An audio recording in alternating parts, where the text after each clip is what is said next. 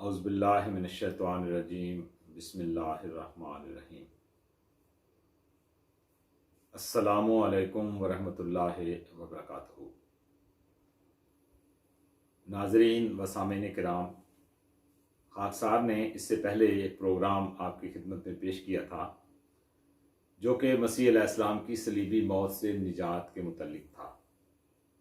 चूँकि पास्टर ज़ाहिर शफीक साहब के साथ जो हमारा मुकालमा हुआ था उसमें ये सारी बातें 1 to 1 करके आनी थी, एक एक करके आनी थी, लेकिन चूँकि मौसूफ रस्ते में ही चले गए और बात को मुकम्मल नहीं होने दिया उन्होंने, तो मैंने सोचा कि जो हमारे जानने वाले हैं, जो हमारे समझने वाले हैं, जो तबलीग करने वाले अहबाब हैं, वो इस बात को अच्छे रंग में समझ सकते हैं कि आगे चलकर मसीह अलैहिस्सलाम की ज़िंदगी कैसे गुजरी और आप कहाँ गए। तो खाकसार ने आपकी खिदमत में अपने पहले प्रोग्राम में एक हवाला पेश किया था जो कि यसाया नबी का हवाला था, और वो हवाला वो था जो कि बड़ा अहमियत वाला हवाला है और इसमें बहुत कुछ मुज़मिर है, बहुत कुछ पोशीदा है। और हज़रत मसीह अलैहिस्सलाम का दरअसल वो सफ़र जो आपने यरूशलेम से कश्मीर की तरफ किया है, दरअसल ये उस वाक़या की तरफ इशारा है। ये यसाया नबी का हवाला है और इसका बाब 22 है, जिसकी आयत नंबर है 16 से शुरू होकर 18 तक, और ये मैं आपकी खिदमत में पेश कर देता हूँ।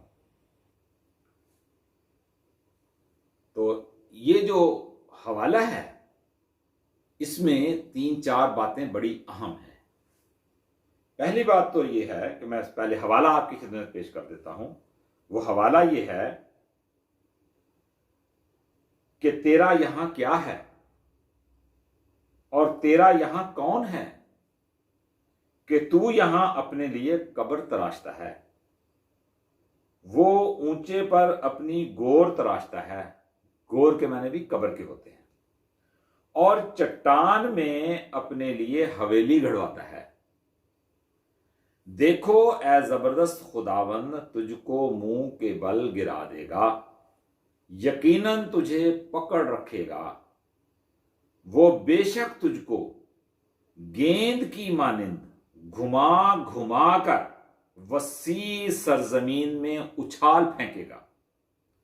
वहां तू मरेगा और वहां तेरी हशमत की गाड़ियां रेंगेंगी, ऐ तू जो अपने मुनीब के घर की रुसवाई है। ये वो हवाला है जो यसाया का है।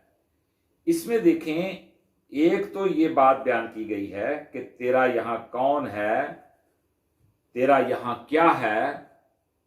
तो आप खुद अंदाजा लगाएं कि हजरत मसीह अलैहिस्सलाम यरूशलेम में जो आपने 3 साल गुजारे अपने आप को तबलीग करने में, उन्होंने जो 3 साल गुजारे, इन 3 सालों में उन्होंने यहूदियों को बहुत कुछ समझाने की कोशिश की, मगर यहूदियों ने उनकी बात को नहीं माना। और 12 हवारी उन्होंने सारे बनाए, और 12 के 12 हवारी उस वक्त जब मसीह अलैहिस्सलाम को सलीब पर लटकाए जाने के लिए पकड़ा जाने लगा तो सब भाग गए। किसी ने पैसे लेकर पकड़वा दिया, किसी ने थूक दिया, किसी ने लानत कर दी, किसी ने अपने ईमान को छुपा लिया, बाद में किसी ने कुर्रा अंदाजी करके उसके कपड़े बांट लिए। गोया कि ये सारे के सारे वहां से चले गए। और यसाया नबी यही पेशगोई यहां बयान फरमा रहे हैं। और क्या कह रहे हैं? लिखा है तेरा यहां क्या है और तेरा यहां कौन है कि यहां अपने लिए कब्र तराशता है। अब ये देखें कि हजरत मसीह अलैहिस्सलाम के लिए एक कब्र तराशी गई है वहां, और वो जो कब्र तराशी गई थी वो कहां तराशी गई थी? वो चट्टान में तराशी गई थी। اور یہاں دیکھیں کیا لکھا ہوا ہے، وہ اونچے پر اپنی گور تراشتا ہے اور چٹان ہی میں اپنے لیے حویلی گھڑواتا ہے۔ یہ جو چٹان تھی، حویلی گھڑوانے سے مراد کیا ہے کہ وہ بہت بڑی چٹان تھی، اور وہ صرف ایک قبر نہیں تھی، وہ بڑی چٹان تھی کہ اس چٹان کے اندر لوگ داخل ہو سکتے تھے، اور 3 سے 4 آدمی اس کے اندر داخل ہو سکتے تھے، اتنی بڑی وہ چٹان تھی جہاں حضرت مسیح علیہ السلام کو واقعہ صلیب کے بعد رکھا گیا ہے، ان کی مرہم پٹی کر کے۔ اور دیکھیں یہاں پر جو لفظ آتا ہے چٹان، یہی لفظ آپ کو وہاں پر ملے گا۔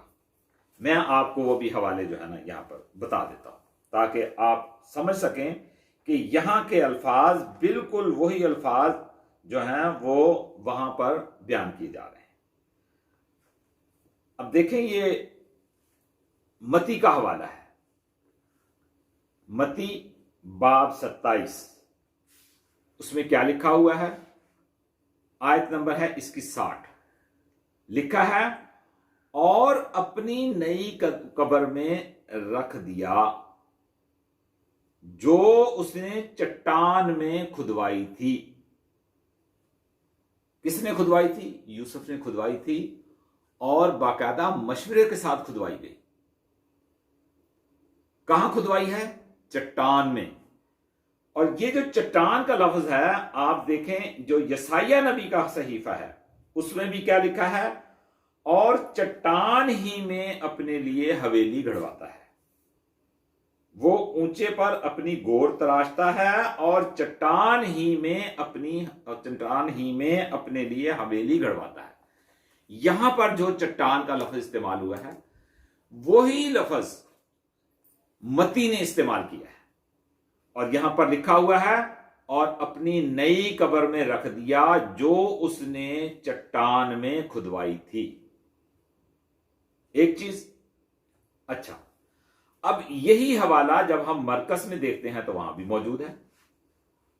اب مرکز میں جو حوالہ ہے وہ میں آپ کی خدمت میں پیش کر دیتا ہوں۔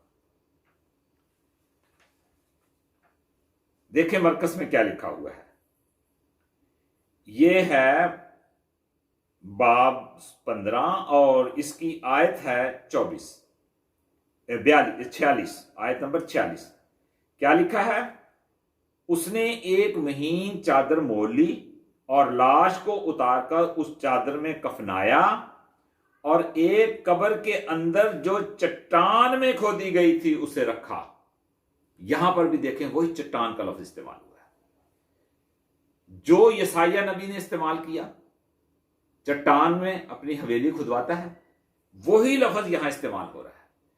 اور دیکھیں یہ جو میں نے بات کی ہے نا کہ اس کے اندر دوسرے لوگ داخل ہو سکتے تھے، کیونکہ اس میں یوسف جو لاش کو لے کر آئے تھے،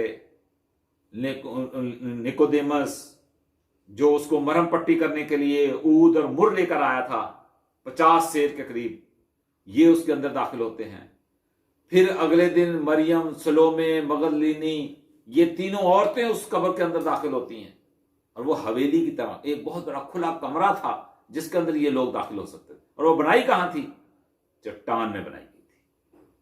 تو وہاں پر یہاں پر بھی دیکھیں اب چٹان کا لفظ استعمال ہوا ہے۔ اچھا اس کے علاوہ جو لوکا ہے وہاں پر بھی میں آپ کو دکھاتا ہوں کہ وہاں پر بھی یہی لفظ استعمال کیا گیا ہے، لوکا میں بھی، اور یہ لوکا کا حوالہ میں آپ کی خدمت میں پیش کر دیتا ہوں۔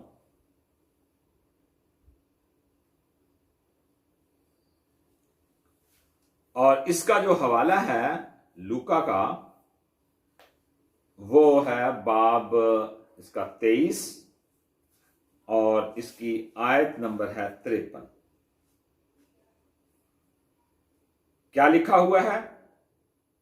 اس کو اتار کر مہین چادر میں لپیٹا، پھر ایک قبر کے اندر رکھ دیا جو چٹان میں کھودی ہوئی تھی۔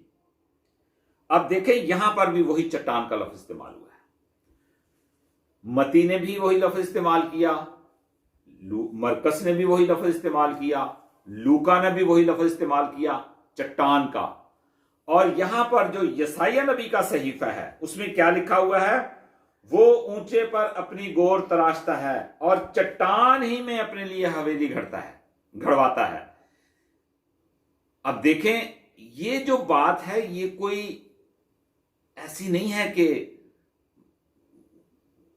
जो छुपी हुई हो, बल्कि ये एक ऐसी सदाकत है जो इस किताब में मौजूद है कि हजरत मसीह अलैहिस्सलाम को एक चट्टान में खोदकर एक हवेली तरह की बहुत खुली कब्र बनाई गई थी, जिसको ये लोग कब्र कहते हैं, जिसके अंदर लोग दाखिल हो सकते थे, वहां उनको रखा गया।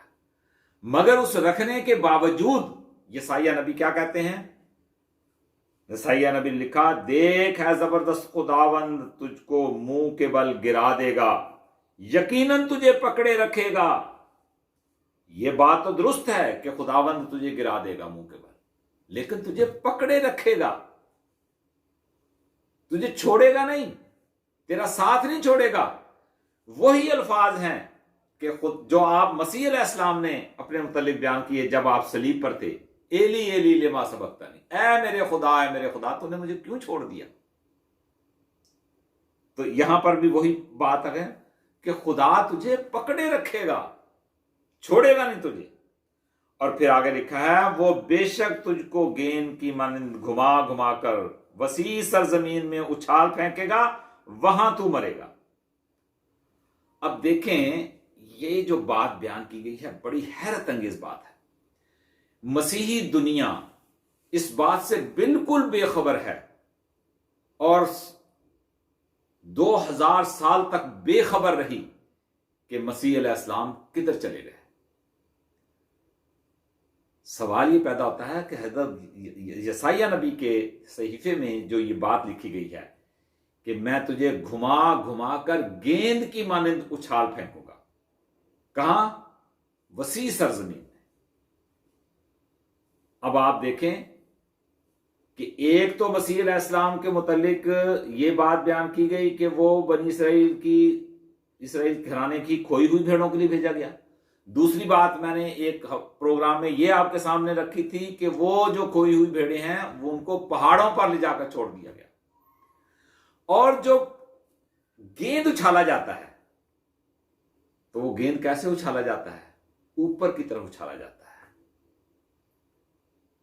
और ऐसी जबरदस्त मिसाल दी है हजरत मसीह अलैहिस्सलाम के यहां से कश्मीर में जाने की कि हैरत होती है कि यरूशलेम से एक निशान उनका निकलता है कि जहां पर जो वो अपने हवारियों से मिलते हैं, वहां से उनको उछाल फेंका गया, वहां से वो निकलते हैं और पूरा रास्ता सफर करते हुए जाते हैं और कहीं पर उनका कोई निशान इस तरह से दिखाई नहीं देता कि उनके हवारी उनको ढूंढते हुए उनके पीछे आ जाए, क्योंकि हजरत मसीह अलैहिस्सलाम उनको कह चुके हुए थे कि मैं ऐसी जगह जाता हूं कि तुम मुझे तलाश नहीं कर सकते, तुम मुझे ढूंढोगे और पाओगे नहीं। तो जो गेंद होता है जब उसको उछाल फेंका जाए जोर से, तो वहां पर अपना निशान छोड़ता है जहां से उसको उछाला जा रहा है।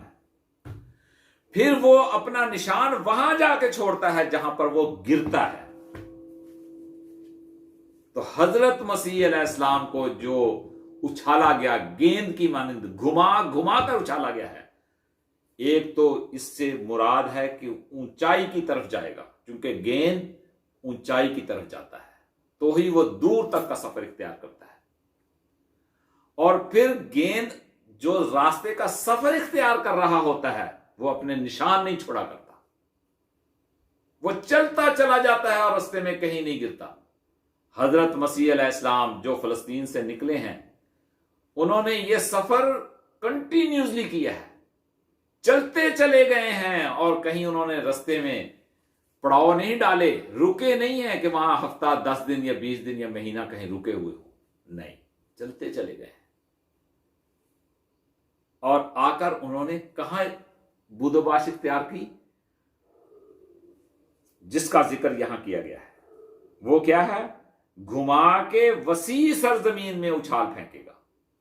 आप जाएं कश्मीर के इलाके में, पहाड़ी इलाके हैं اور وسیع میدان ہے وہاں پر، بہت بڑے بڑے وسیع میدان ہیں، ہرے بھرے میدان ہیں، جس میں پانی بھاگا پھرتا ہے، جس میں ہریالی ہے۔ اب یہ جو سری نگر کا علاقہ ہے، آپ جائیں وہاں، اس کو آپ درمیان میں کھڑے ہو جائیں تو آپ کو چاروں طرف اونچے اونچے پہاڑ نظر آئیں گے، اور بیچ میں ایک بہت بڑی ویلی ہے، وسیع میدان ہے، جہاں پر حضرت مسیح علیہ السلام نے جا کر بود و باش اختیار کی۔ اور آج تحقیق کر کے لوگوں نے یہ ثابت کر دیا کہ واقعی حضرت مسیح علیہ السلام واقعہ صلیب کے بعد اپنی والدہ کے ساتھ ہجرت کر کے اسی کشمیر کے اس علاقے میں آئے تھے جہاں یہودی آباد ہو چکے ہوئے تھے۔